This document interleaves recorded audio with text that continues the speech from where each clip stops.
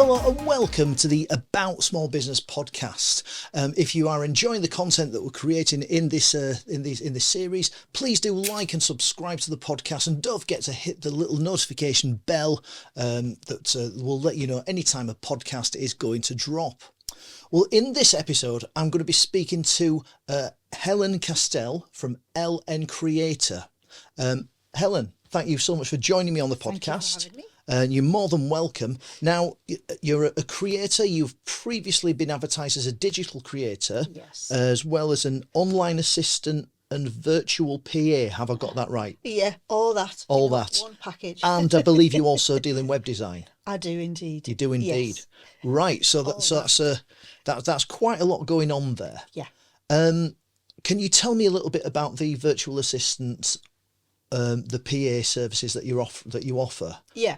So a virtual assistant, well, I call myself an online PA because I've been a PA for the last 8 years or something like that. But basically we offer admin service online, Right. to busy entrepreneurs who do not like their admin, and that happened a lot. Yeah. I love the admin.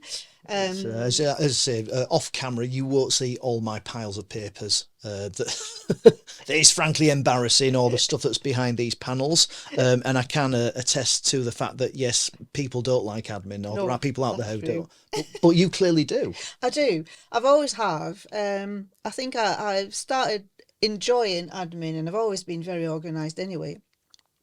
But I started doing the admin for my mother when I was 9. So Wow. I think this is how it started, because she's an artist. My sister is an artist as well. So the house was very, very chaotic. So she didn't know, like, she always had paper all over her bedroom. Yeah. And I like when everything is nice and tidy and organised. So she just asked me, just you go in there and you just organise everything. And I think this is how it started. And so that's at 9 years old. Yeah. That's quite remarkable there. From memory, from our initial communications when we were trying to organise, did you grow up in France? Is that right? Yes, indeed. I'm French, and I've got now, since Brexit, I've got the dual nationality, so I can say Right. I'm British as well, so I'm very proud to be British now. But yes, I am French. My mother grew up in Helmsley, next to Wakefield, All right, yes. and she down in Yorkshire. left UK when she was 18 to marry my dad. Wow. They met while a holiday in France, and this is how they just met and then grew up together, and then that's it. So she left when she was 18, 19. She Right, left went the to live UK. in France. Yeah. Whereabouts in France? In Brittany, in Lorient. Right. Yeah. So, well, they met first in Prunier-Treize, where my grandma used to live, but I grew up in Lorient. Wow. Yeah. I mean, do you know much about the British education system? I'm just fascinated to know if you enjoyed it, if the French education system, I suppose, that you grew up with, if it's, because I mean, certainly I speak to a lot of people who didn't enjoy school. Yeah. Is that Me. right? That's it. So you didn't enjoy At all. school very I've much. never ever enjoyed school. Never, for one Right. reason. I had to go because that's just law. I would That's the say law. you just have to go. But as soon as I could, I just left. So I left school. I've been ejected from 2 school for bad Wow. behaviour. Because I just said what I thought to the teacher, and they didn't like it. So that was like 2 different schools. So Wow. for me, it was just something that just was not for me. I just wanted to learn on the spot. I just wanted to learn there and then. I Right. didn't want to be behind my desk, and I learned that's never been me. Although now I'm an admin, and I spend a lot of time behind my Yeah. desk and in front of my computer, but now I absolutely love it. But that's So on it's- your terms, isn't it? Yeah, So that is a little bit absolutely. different. I mean, is it a case that you didn't like being told what to do? Absolutely, you've got it right. That's that's quite common, I think, Yeah. amongst entrepreneurs. That we don't like being told what to do. Helping people's fine, understand, but like sort of that sort of blanket do this, do that without any kind of understanding of why we have to do that Yeah. is, that's, I can see from your face. Oh yeah, but this is why I've been in the corporate world for 25 plus years, I would say. I started working when I was 18, and I left the corporate world in December 24. Right. 23. So that in 23, now itself I'm hasn't been a 24. problem then. So it's just follow the rules in some way, but yeah. But school definitely not for you. Oh, no. What would typically be the pathway then in France? Obviously, I mean, in the UK, we would, or in England certainly, you have your school, do your GCSEs, O levels, however old you are, go on to like a level 3 qualification such as A level, ensuring you've got maths and English in the bag, and then possibly veer off to perhaps do a diploma, apprenticeship, or degree, which has been the big push for UK schools and institutions recently. What would be the French equivalent once on leaving?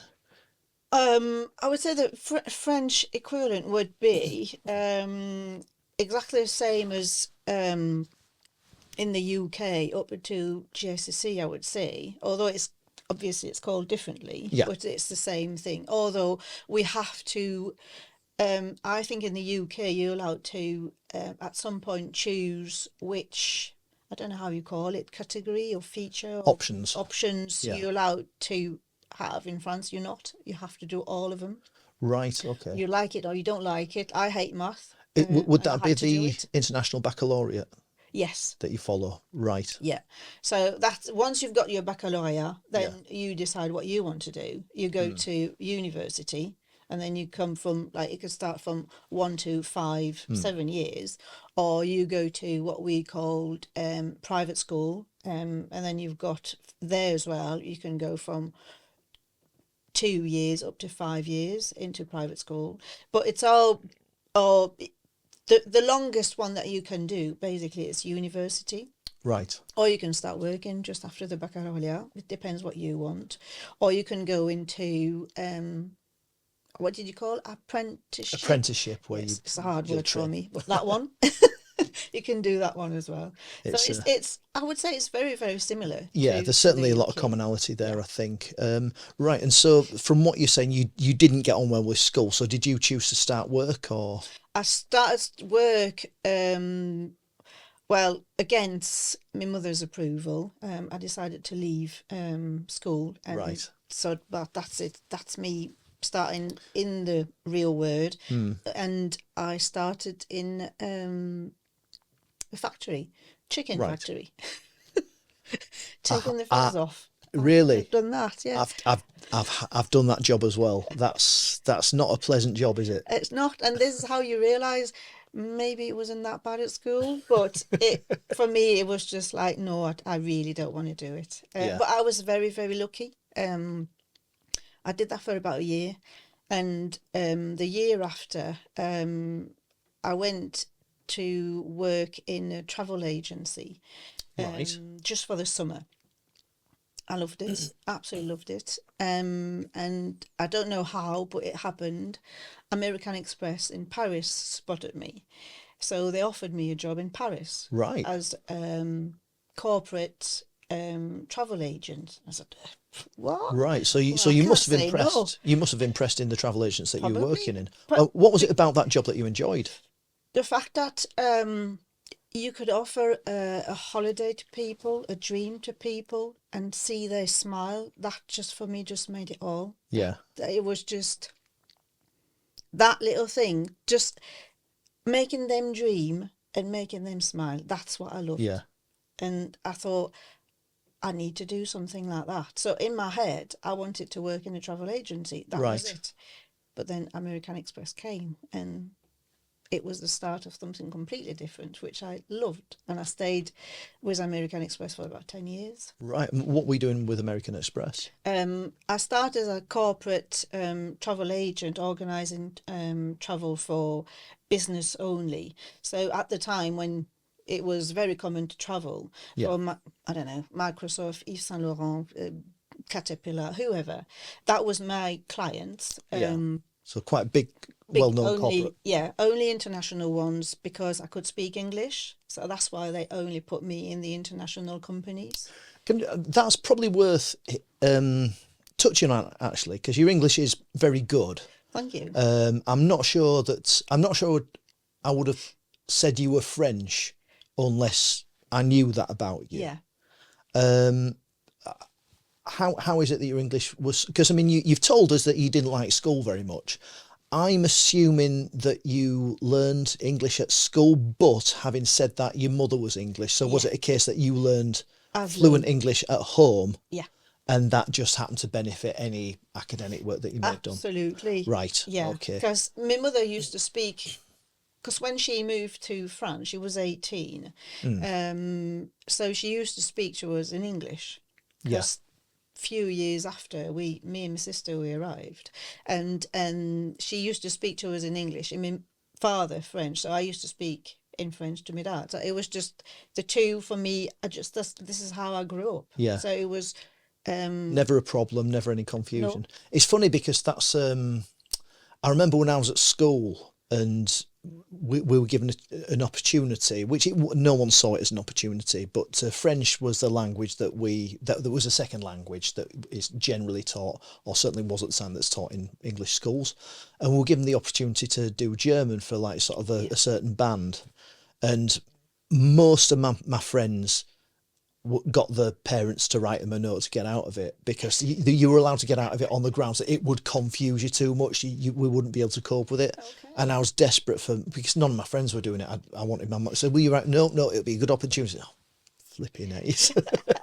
So I was doing German, but I just remember that there was that perception that it would confuse you. But for you, you've grown up with that, and Yeah. and you I think yeah.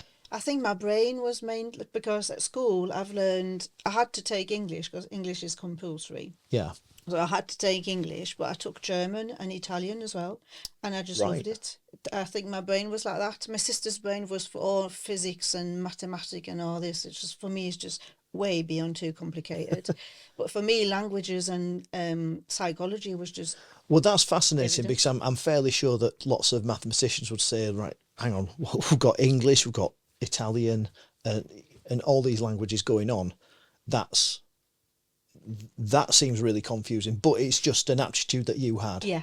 right? I mean, that's that. I mean, which languages would you say you were fluent in now? Now it's English and French. I would say if I've spent at least a month in Germany, I could speak German again. Right. I loved German. I absolutely love it. I think I loved it because my teacher was brilliant. Yeah. So that makes a whole difference, I Yeah. think. I mean, I enjoyed French when I was at school. I do sometimes enjoy. I'm not going to embarrass myself right now, given that your English is so good. But I do enjoy on holiday sort of making an attempt with a language, and it is fun. And I think it's. I remember when we were travelling, myself and my wife, and we ended up in Quebec, and it was certainly appreciated because Yes. I don't think it's too controversial to say there's a degree of hostility in Quebec for English. Yeah. Yeah.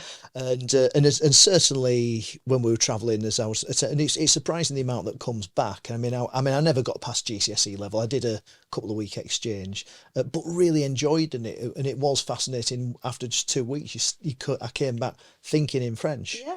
Absolutely. And so, but I mean, to be bilingual is that's quite incredible in Yeah. itself. I mean, it helped me a lot in my career, I must say. That's the one thing, and that's the one thing that American Express spotted, is because I Yeah. could speak English. So they even invented a job for me Right. in Paris. So it's just I couldn't thank them enough. But because of that, this is how I scale up in the business. This is how I became a manager and all this, and it helped me a lot. Yeah. Having these, just even these two languages. At the time, I could speak German as well, so I had three languages, and that Yeah. just was a pure joy to be able to use. But also knowing that even in my mother didn't want at some point us to speak English because she didn't want to be referred as British anymore.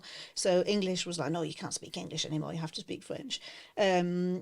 Using that when I started working was just like, well, actually, it's a huge bonus to speak languages. And I think it's just, that's why I admire now when I see children speaking languages, I said, yeah, you go for it. You Yeah, do that. it's knowledge, isn't it? Yeah. And it can only be a plus the way I see it. It's I mean the British English do get a little bit of a bad rap, I think, when it comes to learning a second language. We're not terribly good at it. I'm going to stick up for the British. I'm going to stick up for us, and I'm going to say it. I think part of the issue is when practically the rest of the world almost has English as a second language. Yeah. It's really hard to get enthusiastic about something that, in your view as a child, if you're not going to go to France, you're unlikely to use it because you're not really aware of like sort of the other areas of the country of the world that speak French. I think they tried to address that with Spanish when so many people started going on holiday to Spain, but then, and you've got all these other, it's like if you're in another country and you learn English, then you've got a good fighting chance of being able to use that if you're going to travel, if you're going to leave your country or even in your country, and it could be economically beneficial, as you found yourself. Yeah. Whereas for English, it's I mean, I would advocate for anyone to pursue a language. I think it's just a very, very useful skill to have. However, the same benefit doesn't necessarily get to us. So that's my bit for sticking up for the Brits. You do that. I know. I use both my language now in my job, Right. and that's very useful because I've got two clients who actually got property and boats in France, and none of them speak French. Right. They're UK based, but they don't speak French, so they need someone who can actually relay with people in France. Yeah. So that's what I do for them. Like I call that like lifestyle service. So I do that as well. But I mean, there is a great opportunity, I suppose, for you, particularly in this country, knowing our weakness, I suppose. Then there is that, you've got that skill there. Yeah. And I suppose your level of English and French is going to be a lot deeper than just someone that's perhaps studied it, given that you've grown up with it.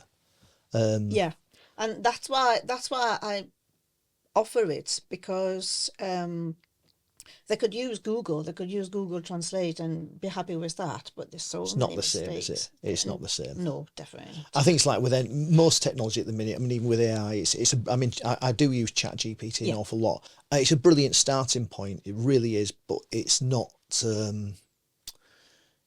quite there yet. No. It's not quite there yet. But so you're working for American Express. You were there for 10 years, and then what then? And then I left because that was in Paris, and I didn't want to live in Paris anymore. Okay. So I went back to Brittany for a few years. What was it about Paris that? It was just being a number. You just Like that sort of big city, that big metropole. Yeah. And it was very good for my career. Yeah. But I was at the point where I just wanted more, and the travel industry, because of the peak of low cost, and it was the beginning of video calls and all this. I'm talking 1990 something there. Or the corporate world, at least the travel, started to do actually video calls instead of traveling. Instead of using normal airline, they use low costs. So the corporate travel industry took a big hit. And I start thinking, maybe I should start thinking of doing something else. And I always liked planning, organising processes, admin, like I said.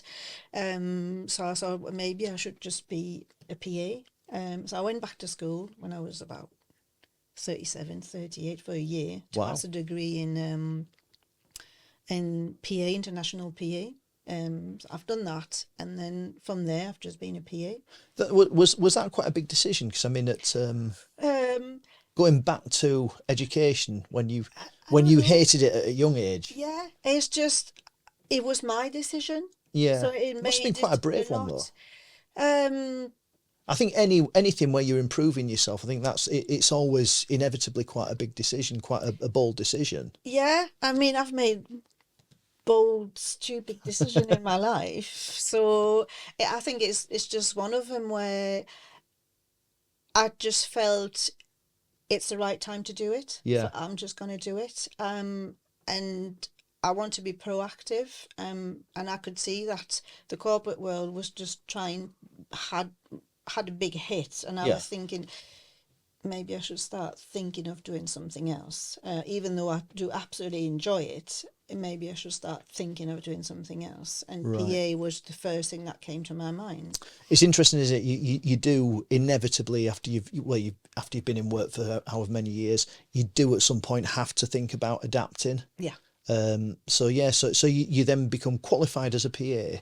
You're still in France at this time, I'm still in France at that time. Yeah. right? And then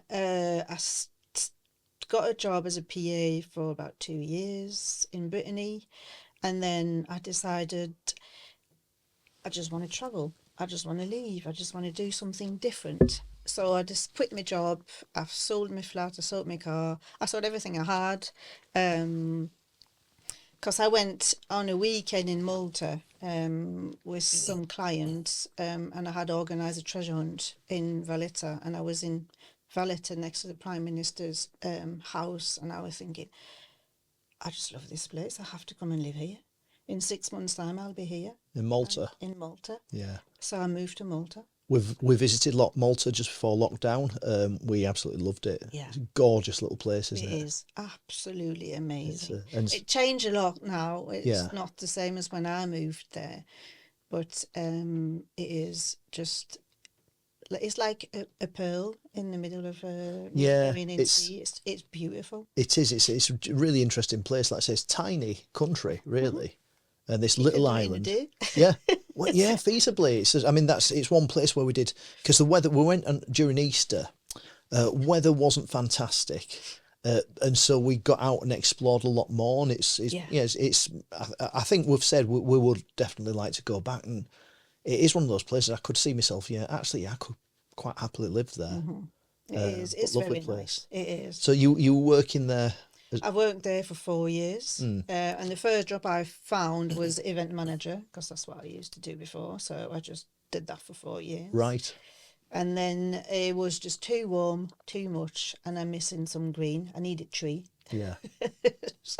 So I thought, well, I just want a new challenge, and I got do you call it headhunted? Headhunted, yes. By someone in Ireland who was opening a call centre in Limerick. Right.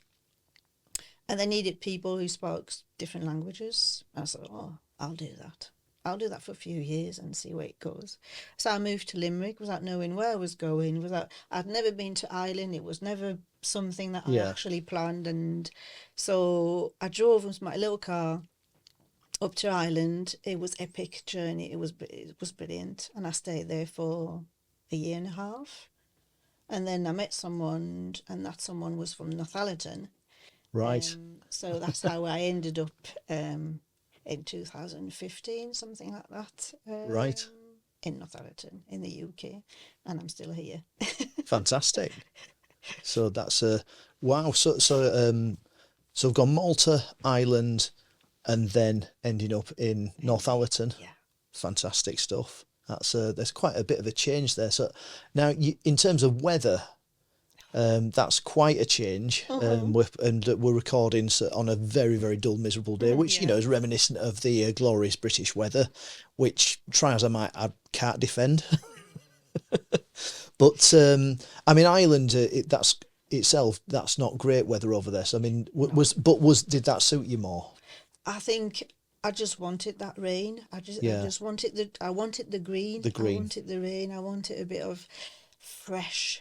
So I think I've been there for a year and a half, and I think I was really lucky because that year and a half it didn't rain that much. Right. So Ireland for me was just like, it's paradise. Yeah, it's really good. So now I am just curious because obviously with you travelling around, sort of fairly easy, Yeah. it sounds. Was that you enjoying the freedom of movement, Hmm. right? That we now no longer enjoy in the Yeah. UK. Yeah. It's so you're a beneficiary of that, and it is it something you think that the UK would benefit from getting back? Definitely. Yeah. That was the biggest mistake ever. I Ever. agree. I agree. Ever. I know people get. Personally. Yeah. No. I mean, my view. I fail to see anything positive about it. Mm. Um. I think people didn't get the impact that it was going to have on the UK. No. It hasn't been explained, or I people think to be hasn't been fair. curious enough. No. I I think to be don't know. fair. I mean, I remember when the whole topic came up. I didn't know anything about the EU at all, Hmm. and I think that is. I would argue that would be the same for most people. Yeah. And not knowing something isn't saying people are thick. And I've had this conversation before. I mean, if I can't, for me, I I find English quite easy as a language, like the grammar, the punctuation side of things. I can write fairly well. That doesn't make me a genius. It just makes me quite good at that. I can't look at a car engine, strip it apart, and put it back together. Whereas someone that maybe left school without any GCSEs can do that. That doesn't make me cleverer than them. Hmm. And I do make that point. It's like if you only know if you know. Hmm. I mean, it doesn't make. I'm fascinated by your experiences growing up in France. But you've experienced that. You know about that. That doesn't make me thick because I don't know about growing up in France. It's not something that I experienced. And if you don't find out about something, and I think in this country we didn't find out very much at all about the EU, apart from people used to blame it. I think Yeah. governments, past governments, were just blaming it to pass the buck. All right, we've got to do this for the EU. Consequently, it was easy to kind of galvanise. I'm surprised that the majority for Leave wasn't much bigger, to Hmm. be honest, because the dismal Remain campaign, it was just shocking. It was. But It was. I know when the results happened at the time. I used to listen to my normal French radio every morning, and I thought it cannot be true. It yeah, cannot. So I put the English radio on and said, it cannot be true. So I put the TV on, and it was actually true. And I remember I literally cried. I said, This is terrible. I have to go back. I have to go yeah, back to France."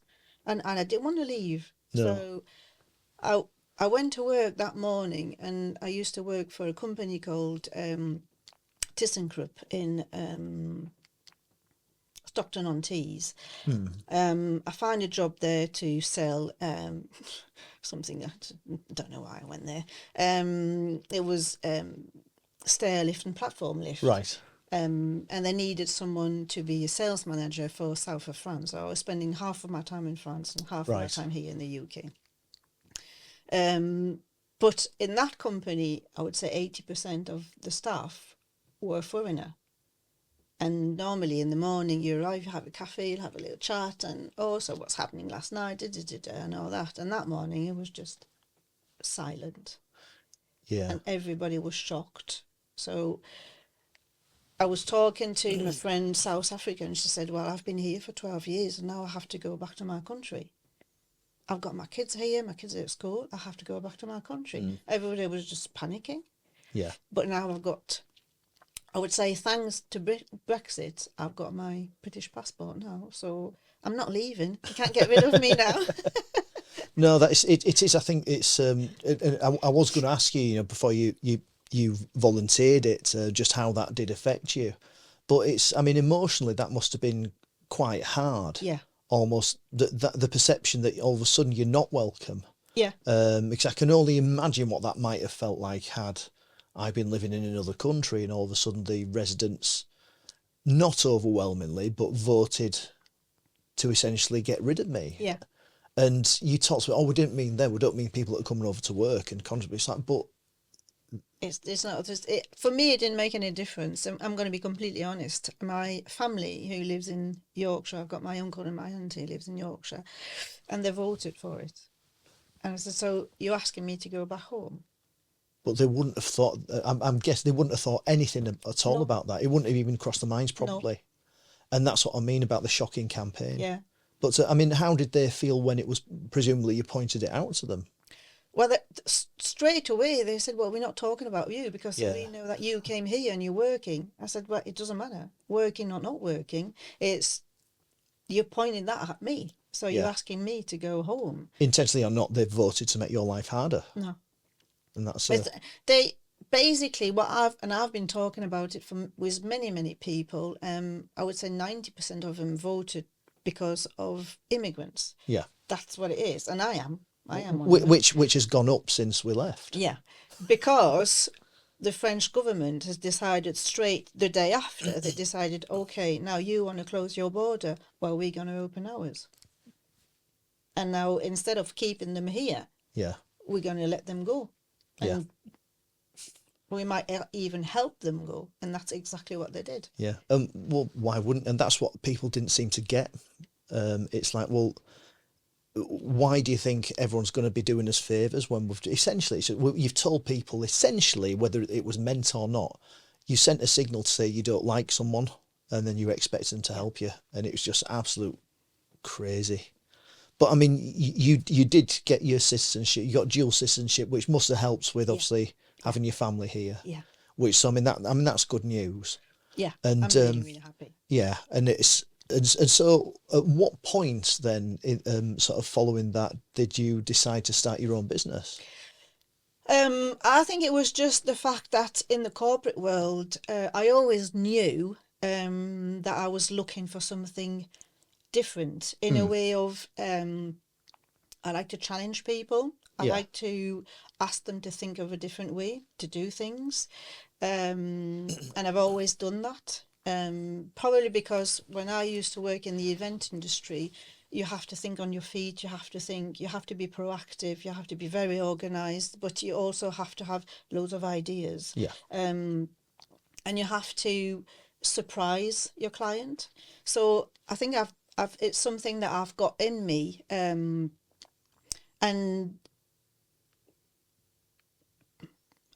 I don't want to be rude, but when I arrived here, all the British company I work for were very, I worked for engineering companies. Right. And manufacturing, and they were very much into, well, it's been like that for years, why would we change? And for me, it's just like, it is because it's been like that for years that you have to change. Yeah. You have to start thinking, we in the 21st century, take the tools that you've got, use the tools that you've got, try and change, try and challenge yourself. And probably because I'm the kind of person who actually love challenge, and I love challenging myself, and I love discovering, I love learning. I'm very curious, I'm very inquisitive, and maybe too much for the corporate world. So last year I just decided, well, I'm just going to stop the corporate world and open my own business, and at least I can think on my feet, I can do whatever I want, I can challenge myself, I can learn every day, and by offering the service that I want to offer, all the skills that I've learned through all my years, then I can offer that to the people who actually need it. Yeah, that makes sense. And I mean, certainly I can see with the organisation side of things, the virtual. But I mean, given that you've gone virtual, did you start off offering an in-person service and then move online, or? No, straight away it was an online one. Right, But okay. I do have a client here in the Northeast, and I offer him sometime when he needs it, an in-person. So that's one of my offering, is if someone is in the Northeast or in this area, I don't mind being. So it's something that you can do, but fundamentally you started off with the intention of the online. Yeah. Was that a thing at the time, or was it something you thought, actually, this would be a good idea if I can just work online? I think I always wanted to be on my own. Yeah. I always wanted to work on my own, although I do enjoy working part of the team, but I don't have to be there. No. For me, working the online PA, the job that I do and the service that I offer are completely feasible online. You don't have to be there, unless it's like filing, proper Yeah. filing. Then yes, you physically have to be there. But very rare now the company who do that. Everything is on the cloud. So if they need some filing on the cloud, I can do that You from can my do house. that. Yeah. But for me, it was just, I think I was too much in the corporate world for a lot of people in teams and all that. It has always been like that. And opening my business was like my little baby, and I wanted to do that in my own office, nice and quiet. There was no radio, no music, just me and my computer, and just concentrate on what I'm doing. Was it a brave decision, do you think? Everybody says that, but I don't think it is. For me, it was a logic. Natural progression. Yeah. It is interesting. I've spoken to a mixture of people. For me, starting on my own, I kind of had to. Yeah. It's I was just, it's not, the job thing wasn't working for me. I felt I could do better on my own. Whether I have done or not remains to be seen. But but yeah, and I've spoken to a lot of people. It's like, some people, it's like, I was absolutely bricking it. I was terrified, but I did, and I'm glad I made the jump. But for a lot of us, it is the case of like, it's just this natural progression, something that happens for us. Yeah. So how did you go about finding clients and things? Were you reaching out to people that you, existing contacts? So the few that I've got are existing contact. Right. Well, from previous, and now it's all about, I want to grow up, obviously, or that I'm brand new, so I still want to grow. So it's all this by social media. I do a lot of social media and networking events as well. I attend a lot of networking events. So it's all about putting myself out there to find the new clients, hopefully, if you hear me. Absolutely. Well, I mean, because we've touched on it very briefly as well, but you also offer web design services as well, don't you? Yeah. Is that something that's sort of just kind of tacked on over time, or is it something that you've always been interested in? No, I've discovered that about 2 years ago now. Right. By designing my own website. I found a course online with this mentor, and she's based in the US. She's absolutely fantastic. And I've been in her course now, for 2 years. It was a course supposed to last 9 months. Yeah. But we got on really, really well. So now when she's on holiday or something like that, I take over and I lead the course for her. Right. But I just fell in love with WordPress and Divi. That's two platforms that I use. I've not heard many people say they've fallen in love with WordPress. I know. It's. I never thought I would. I've discovered WordPress by following a video on YouTube. Yeah. That's how I started my website, just by following a video on YouTube. Again, that's a really interesting thing, because I'm speaking to so many people where essentially, they've just learned what they're doing from YouTube, and it's that source of information there is remarkable. Oh, it is. I do everything with YouTube. Yeah. Even if I have to fix my washing machine, I go on YouTube. Exactly. And it's there. On YouTube. It's there. Anything that you want to Things find. For my car. Oh, where's the oil thing? Well, it's on YouTube. Well, it is. I mean, it's the second most popular search engine after Google itself, and obviously Google owns YouTube, so. I think it's a brilliant, and thanks to that, I've discovered WordPress, and I started like that, and then I move on to a more professional course and all this. So, and it's something that I absolutely adore. I can spend hours on it without even knowing that it's 8 o'clock in the morning and 10 o'clock at night. I'm still there because I just love it, and I think that's my little arty bit that I've got from my mother. I was going to say, because I presume there's. I've seen your marketing and things like that. I mean, clearly there's some creative spark that's gone into that, and so that's there. Your mother's very much there, very much present. Yeah, that's fantastic. And I mean, to actually do the websites that you create, that it's interesting. Let's say from WordPress, I can see how that might fit with you being organised, because dealing with WordPress itself is quite a clinical process. But you mentioned Divi, which makes the actual design side of things that bit easier, doesn't it? Absolutely. It's And like Elementor. People who use Elementor. Yes. It's a big one as well. Yeah. But I use Divi. I think at the start I found WordPress logic for my mind. It's logic. I've tried Squarespace and Wix, and the logic wasn't there for me, so I said, well, I'm just going to stick to WordPress. Yeah, I think a lot of people do that. You find a program that works for you, and it's and if it works, go with it. Yeah. And I love the fact that I can create whatever I want.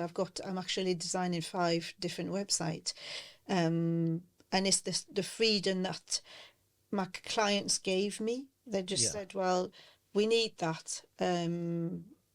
You go and do what not even telling me we want it to be like that, and all they give me the content, and I design it, and then we review together if it fits or not. I'm more of that freedom of design person. Some people say, well, I want that page to be like that, and I want that block to be here. They know exactly how they want it, but I'm more of a freedom. I'll do it. Let my creativity work. And so with your virtual PA and your web design services, are they essentially running as 2 separate services, or are you finding they're complementing each other? They're complementing each other, because I can do all the admin side, social media graphics and all that. Social media graphic is very much linked to the website.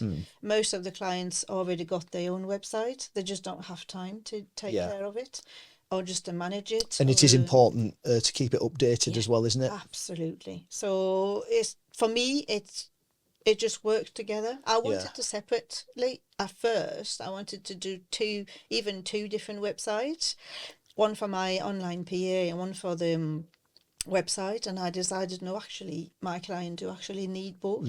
So I'm offering both. Fantastic. As a package. No, that makes sense if they're going to complement each other. So, and now before we started recording, you'd mentioned that, because initially, I'm sure I've seen you advertised as digital creator, but you've then taken the decision to get rid of the digital. What was the reason behind? It's just because, I don't know, this word digital didn't suit me anymore. I'd still wanted the bit of creator, because it's I don't want to be called a website designer. I'm a website creator. And the digital bit was more, I don't know, at some point it just didn't fit my purpose anymore. So just for the direction that you see moving forward. Because when I started in end of November last year, something like that, I wanted to do